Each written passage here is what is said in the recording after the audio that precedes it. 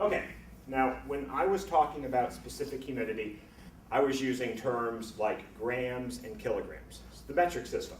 It's the greatest measurement system ever devised.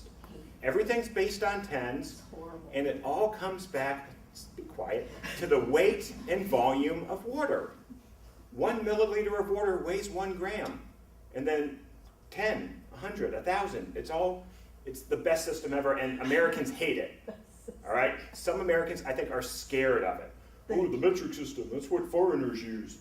Scott doesn't like it. Foreigners. Foreigners, yes. Scott really does not like the metric system because he's a professional dryer. He likes this really arcane term called grains of water vapor per pound of dry air.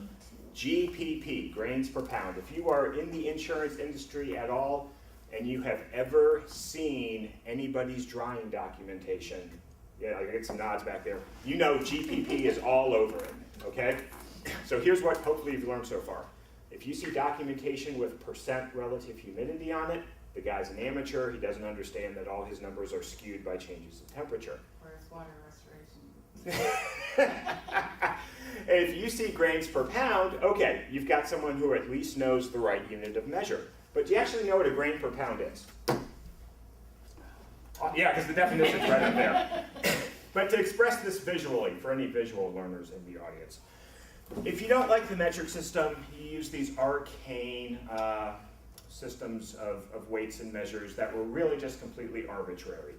Back in the Middle Ages, whoever was king, the length of his foot was a foot, the length of his arm was a yard, and a pound was whatever the heck he said a pound was.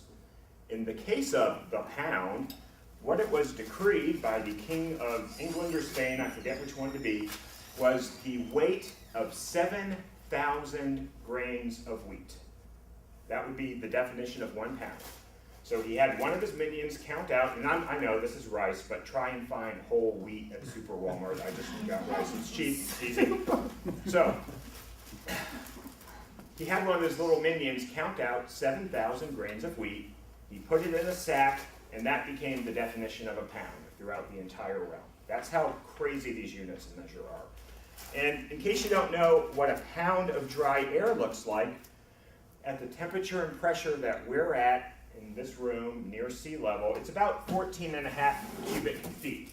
So I actually cut the height of these boxes that this volume is such at these conditions that this box contains 1 pound of air.